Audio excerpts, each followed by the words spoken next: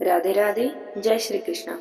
आप सभी को भाद्रपद महीने की अजय एकादशी की बहुत बहुत शुभकामनाएं। सब पर भगवान लक्ष्मी नारायण की कृपा सदा बनी रहे और सभी मनोकामनाएं पूरी हों। इसी मनोकामना के साथ आइए आज सुनते हैं अजय एकादशी की व्रत कथा। भाद्रपद महीने के कृष्ण पक्ष की एकादशी को अजय एकादशी भी कहा जाता है और इसी एकादशी का नाम अन्नदा एकादशी भी है। एक समय अर्जुन ने भगवान श्री कृष्ण से पूछा, हे पुंडरीकाक्ष, आप मुझ पर कृपा करें और मुझे भादो माह के कृष्ण पक्ष की एकादशी के बारे में बताएं। इस एकादशी का क्या नाम है, इस एकादशी के व्रत का क्या विधान है और इस व्रत को करने से किस फल की प्राप्ति होती है। भगवान कृष्ण ने कहा, हे कुंती पुत्र, तुमने बहुत ही अच्छा प्रश्न किया है।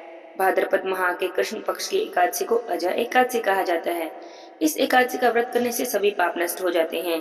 जो भी मनुष्य इस दिन श्रद्धा पूर्वक भगवान का पूजन करते हैं उनके सभी पाप नष्ट हो जाते हैं। इहलोक और परलोक में सहायता करने वाली इस एकादशी के व्रत के समान इस संसार में दूसरा कोई भी व्रत नहीं। हे अर्जुन, मैं तुमसे इस एकादशी का महात्म्य कहता हूँ, तुम ध्यान से सुनो।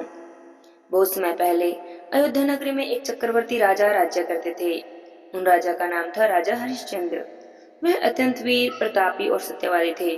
प्रभु इच्छा से उन्होंने अपना राज्य स्वप्न में एक ऋषि को दान कर दिया और परिस्थितिवश वह उन्हें अपनी स्त्री और पुत्र को भी बेच देना पड़ा। वह स्वयं एक चांडाल के दास बन गए। उन्होंने उस चांडाल के यहाँ शवों का अंतिम संस्कार करने वालों से कर लेने का काम किया, परंतु उन्होंने इस आपत्ति के काम में भी सत्य का मार्ग नहीं छोड़ा। जब इसी प्रकार उन्हें बहुत वर्ष बीत गए तो उन्हें अपने इस नीच क्रम पर बड़ा दुख हुआ और इसे मुक्त होने का उपाय सोचने लगे और सदैव इसी चिंता में रहने लगे कि मैं क्या करूं और किस प्रकार इस नीच क्रम से मुक्ति पाऊं। एक दिन की बात है कि वह इसी चिंता में बैठे थे कि गौतम ऋषि उनके पास आए। राजा हरिश्चंद्र ने उन्हें प्रणाम किया और अपनी दुख भरी सारी कहानी उन्हें सुना दी।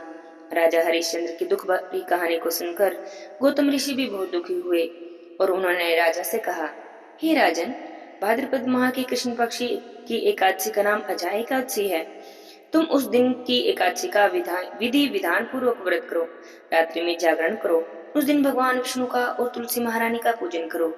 ऐसा करने से तुम्हारे सभी पाप नष्ट हो जाएंगे। गौतम ऋषि इतना कहकर वहां से चले गए। अजा नाम की एकादशी आने पर राजा हरिश्चंद्र ने महर्षि गौतम के कहे अनुसार विधान पूर्वक एकादशी का व्रत किया, रात्रि में जागरण किया और इस व्रत के प्रभाव से राजा के सभी पाप नष्ट हो गए। उसी समय स्वर्ग में नगाड़े बजने लगे और पुष्पों की वर्षा होने लगी। उन्होंने अपने सामने ब्रह्मा जी, भगवान विष्णु और देव आदि देव भगवान शिव और देवेंद्र आदि सभी देवताओं को खड़ा देखा। उन्होंने अपने मृतक पुत्र को जीवित और अपनी पत्नी को राजसी वस्त्र और आभूषणों से परिपूर्ण देखा। व्रत के प्रभाव से राजा को पुनः अपने राज्य की प्राप्ति हुई।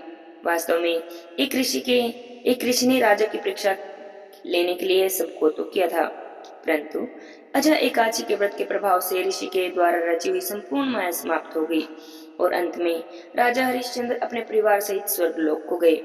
हे राजन, यह सब एक अजय एकादशी के व्रत का ही प्रभाव था। जो भी मनुष्य इस एकादशी का विधान पूर्वक व्रत करते हैं, रात्रि में जागरण करते हैं, उनके सभी पाप नष्ट हो जाते हैं और अंत में उन्हें स्वर्ग की प्राप्ति होती है। इस एकादशी की कथा के सुनने मात्र से ही अश्वमेध यज्ञ के फल की प्राप्ति होती है। बोलिए विष्णु भगवान की जय हो, लक्ष्मी माता की जय हो। बहुत समय पहले की बात है। एक गांव में एक भाई और बहन रहते थे। भाई का विवाह हो चुका था, बहन का अभी तक विवाह नहीं हुआ था। बहन तुलसी के पौधे की खूब सेवा करती, तुलसी माता को रोज प्रतिदिन जल से सींचती, दीपक जलाती, लेकिन उसकी भाभी को उसकी यह सारी बातें बिल्कुल भी पसंद नहीं थी। जब कभी भी उसकी भाभी को बहुत ज्यादा गुस्सा आता तो अपनी नंद को ताना मारने लगती और कहती, जब तुम्हारा विवाह होगा तो इसी तुलसी को ही बाराती को खाने को दूंगी और तुम्हारे दहेज में भी तुलसी के पत्ते ही दूंगी। जब देखो जब तुलसी की सेवा करती रहती हो, घर का कोई काम तो तुम करती नहीं। कुछ समय बीत गया, नंद का विवाह तय हो गया। विवाह के दिन भाभी ने अपने कहे अनुसार बारातियों के सामने तुलसी का गमला फोड़ दिया, वही गमला जिसकी सेवा उसकी ननद किया करती थी, और बारातियों को खाने के लिए भी तुलसी के पत्ते दे दिए। तुलसी जी की कृपा से वह टूटा हुआ गमला बहुत सारे स्वादिष्ट पकवानों में बदल गया। भाभी ने गहनों के नाम पर भी तुलसी की मंजरी से बने हुए गहने अपने नंद को पहना दिए।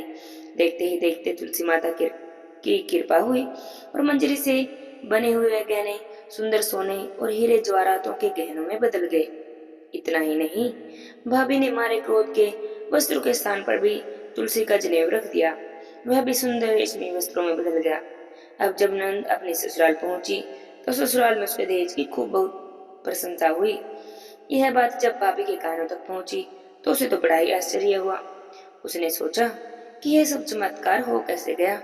मैंने तो कपड़े और गहनों के नाम पर तुलसी की मंजरी और तुलसी का जनेऊ रखा था। अब तो भाभी को भी तुलसी की पूजा का महत्व समझ में आ गया।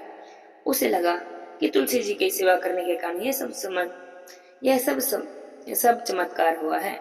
उसकी एक बेटी थी तो वह अपनी बेटी से कहने लगी, बेटी, तुम भी रोज तुलसी जी की सेवा किया करो, तुम्हें भी अपनी बुआ की तरह ही खूब फल मिलेगा। जबरदस्ती अपनी बेटी से तुलसी जी की सेवा करवाती, लेकिन बेटी का मन तो तुलसी जी की सेवा में बिल्कुल नहीं लगता था। धीरे धीरे समय बीतता रहा। उसकी लड़की अब बड़ी होगी।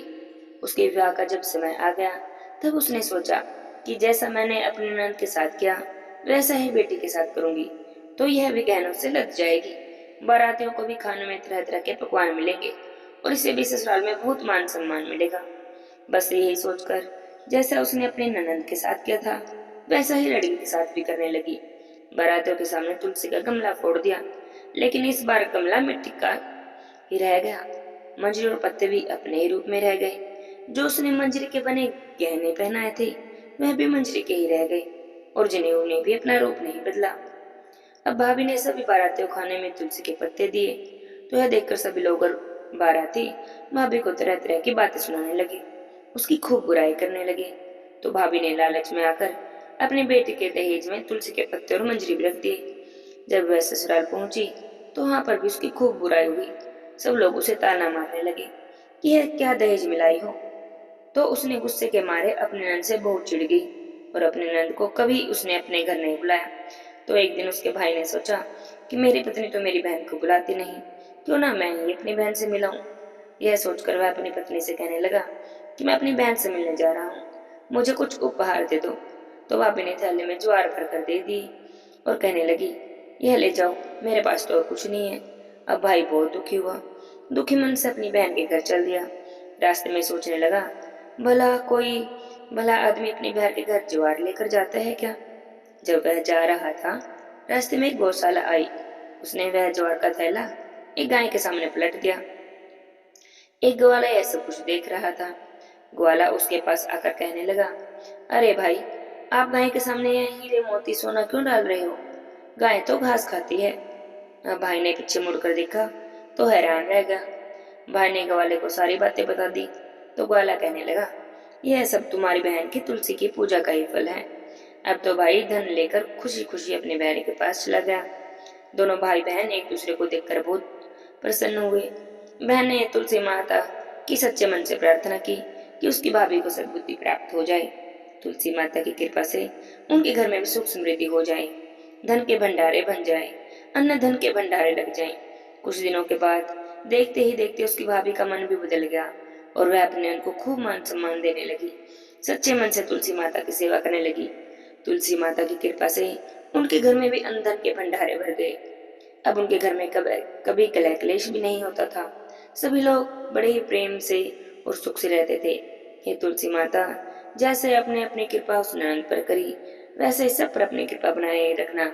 यह कहानी कहते हुंकारा भरते सबकी मनोकामनाएं पूरी करना। बोले तुलसी माता की जय हो। विष्णुदेव भगवान की जय हो। जय जय जय श्री राधे श्याम।